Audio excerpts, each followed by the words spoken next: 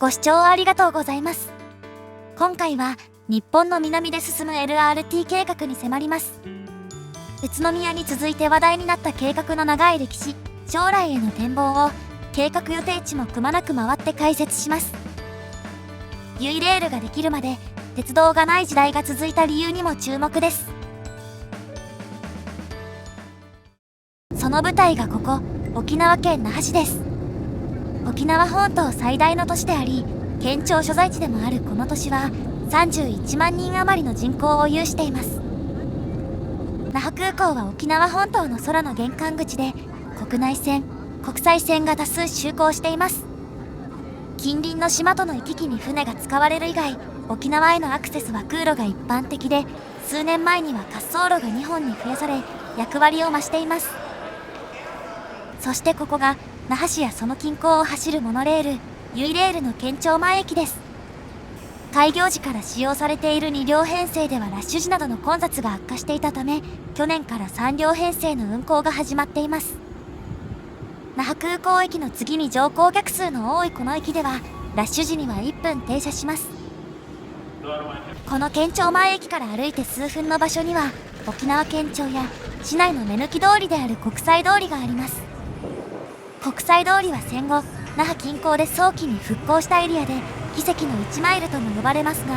片側1車線しかなく、渋滞が激しくなることも多いです。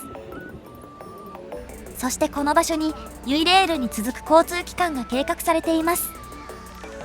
それが今回のテーマ、LRT です。計画されている路線は3つ。県庁北口から県立南部医療センター付近を結ぶおよそ5キロの東西ルートと、県庁北口から若狭海浜公園を結ぶおよそ1キロの東西ルートの支線。東西ルートと交差し、又間橋ではなくマダン橋付近からおもろ町駅付近を経由し、新都心を結ぶおよそ5キロの南北ルートです。このうち東西ルートの本線と南北ルートは、基本的に片側4車線の幅の広い道路に整備され、車線を減らして LRT の軌道を敷くことになっています。交差点では右折専用レーンを確保するため、ホームを互い違いに設置して道路が渋滞しないようにしています。一方、東西ルートの支線の経路には比較的幅の狭い道路があり、その辺りでは単線で計画されています。那覇市の資料では、起点と終点の具体的な場所まではなく、停留場名も決まっていないですが、停留場はおよそ500メートル間隔で設ける予定だそうです。車両基地は東西ルートの支線の沿線にある松山公園の地下に設置する計画です。これは2004年の都市公園法の改正で定められた立体公園制度というものを活用しており、大都市の事例としてはみなとみらい線の元町中華街駅が挙げられます。こちらは駅の開業後に都市公園が整備されています。そしてこれら3つのうち優先度が高いのが東西ルートの本線と支線です。これは車両基地を確保する兼ね合いと沿線にある回し地域のまちづくりを早期に進めるのが理由です。整備にあたり上下分離方式が採用されます。これは軌道などの施設を那覇市が整備保有し、運行事業者がそれを借りて運営する仕組みです。巨額の費用がかかる整備は行政が行い、事業者は運行経費や設備の使用料だけ気にすればいいので、過度な負担を避けられます。所要時間は東西ルートの本線がおよそ19分、支線が8分、南北ルートがおよそ17分とされています。LRT を含む路面電車が従う軌道法では、最高時速が40キロに制限されているため、それを前提とした数字に、停留場での停車時間30秒を加味したものです。ピーク時には東西ルートの本線と南北ルートが1時間あたり10本、オフピーク時は6本。東西ルートの支線はいずれも1時間あたり3本とされています。導入される車両は案ができている段階で、スペックがこちら。軌道法に基づく全長30メートル以内の車両です。そしてここに乗っている車両は、昨年8月に栃木県で開業した芳賀宇都宮 LRT、通称ライトラインの車両であり、上下分離方式もライトラインが採用しています。国内では70数年ぶりの完全新設 LRT として開業したこの路線、開業前は収益に対する根強い懸念がありましたが、開業以来快進撃を続けています。その成功を受け、国内でも新規の LRT を建設する構想がありますが、那覇の LRT 計画はライトラインに影響されたわけではありません。LRT 計画は2001年に当選した当時の沖縄市長が提唱したものです。さらに、ユイレールにも LRT での建設が検討された時期もあり、LRT はそれほど新しい構想ではないです。その裏にあるのが、沖縄県内の鉄道の歴史と戦後の交通政策です。戦前には沖縄県にも一般の鉄道があったのです。その最初が1902年、南大東島でサトウキビの輸送を目的とした鉄道が開業。1910年には沖縄本島にも似たようなものができ、これらが沖縄県、沖縄本島最初の鉄道と言われています。1914年には那覇市内に路面電車が開業しています。明治時代の民間の鉄道計画がほとんど実現しなかったため、1914年には沖縄県営鉄道の那覇与那原間 9.4 キロが開業。その後路線は伸び、全盛期には 47.0 キロになっています。レール同士の間隔、期間は762ミリで、国鉄などで使われる1067ミリより狭いものです。これは軽便鉄道とも呼ばれ、設備が小ぶりで済むためコストが安いのがメリットでした。沖縄では軽便から軽便と呼ばれ、人々から親しまれました。一方、昭和時代には自動車との競争が激しくなり、路面電車は開業20年ほどで廃線になります。他の路線も戦時中に米軍の攻撃を受けるなどし、運行不能になっています。戦後、アメリカ側に鉄道の復旧が要望されたものの、アメリカではすでに鉄道が衰退しつつあったことなどから実現せず、沖縄の交通は道路が主体になります。レールは50年代にスクラップとして転用されたほか、道路の拡張などで痕跡はほとんど失われています。ただし遺構として保存されているものもあり、ユイレールの坪川駅から歩いて数分の場所にある坪川東公園に、公園を整備する時に出てきた線路や南大東島の機関車がモニュメントとして残されています。また、ユイレールの旭橋駅の近くに沖縄県営鉄道の廃棄の転車台が残されています。さらに、かつてあった与那原線の終点、与那原駅はコンクリート製の駅舎だったため、戦争で大きな被害を受けたものの復旧され、役場や JA の支店として使われていました。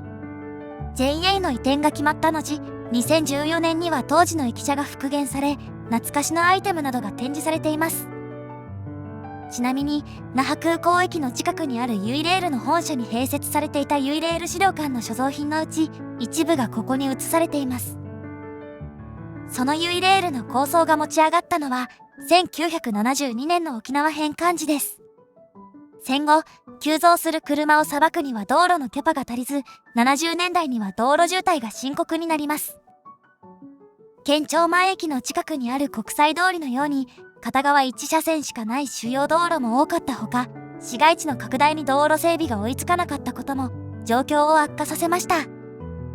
紆余曲折を経て、ユイレールは2003年に第1期区間が開業。それに合わせ、おもろ町駅と首里駅を路線バスとの乗り換え拠点にし、路線を整理する予定でした。ところが、ドル箱路線の削減に反対するバス会社との協議は難航を極めます。利用者の負担を減らすため、バスとモノレールの乗り継ぎ割引も予定され、券売機には専用のボタンも準備されたものの、割引原資の負担方法でユイレールと路線バス4社の協議がまとまらず、断念されています。おもろ町で一部のバス路線を折り返すように変更したり、首里駅経由の路線が新設されたものの、おもろ町と首里の乗り換え拠点構想は、当初の期待ほどにはなりませんでした。ユイレールは渋滞に巻き込まれない定時制が受けたこと、見晴らしの良さから観光名所になったことから、通勤通学、そして観光輸送で大活躍し、経営も順調に推移します。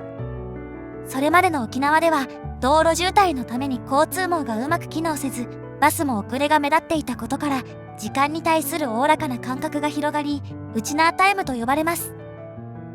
ユイレールの開業時には、ウチナータイムとおさらばというキャッチフレーズが掲げられ、実際その通りになった面もあります。ただし、ユイレールだけでは交通空白地帯の解消には至らず、カバーできなかったエリアでは依然として渋滞が残っています。特に東西ルートが経由する回し地区は道路事情が非常に悪いため、LRT で状況が良くなることが期待されています。というわけで、県庁前駅付近にある東西ルートの本線と支線が分岐するとみられる場所から各ルートを見ていきます。LRT は沖縄県庁を避けた4車線道路を通る計画です。スペースはありそうですが、この先で左に曲がって通る道路は車線が少なく、複線を通すと渋滞は避けられないです。車に追い越されながら進むこと600メートル余り、この左奥が国際通りにつながる商業エリアの端です。ただし LRT はこのエリアをかするだけで右折し、東に進路を変えます。交差点の直後で道路の幅が狭くなりますが、拡幅工事が進んでおり、ここから先は片側2車線です。先ほどの交差点から500メートル余りで国道と交差です。ここは市内でも混雑する交差点で、赤信号になると車が結構増えます。LRT を通したら渋滞がひどくなりそうですが、大丈夫なのでしょうか。この先で南北ルートと交差し、500メートル余りにわたって上り坂です。急坂には違いないですが、LRT なら難なく進めそうです。そしてこの先でトンネルに入ります。トンネルの長さは500メートル余り。こうした場所は周りとのアクセスが悪くなり、LRT の路線計画にも影響を与えそうです。このトンネルを抜けると、道路は斜面の横を橋で通ります。南側は遠くまで一望できるほか、北側にはトンネル名の由来にもなった庭園があり、道路脇の住宅が一気に減ります。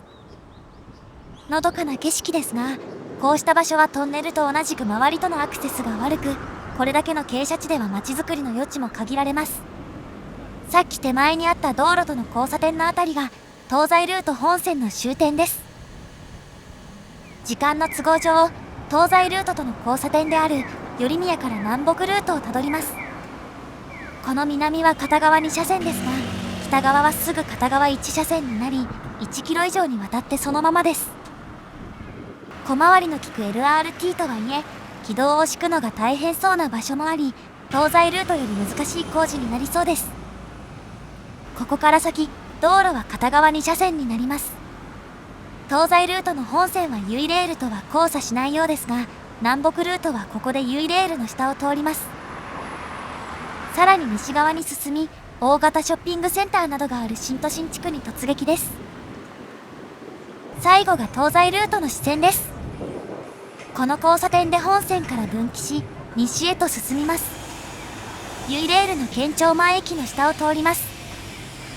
ヤシの木が植わった中央分離帯もある立派な道路ですが、奥の交差点を越えると片側1車線に減ります。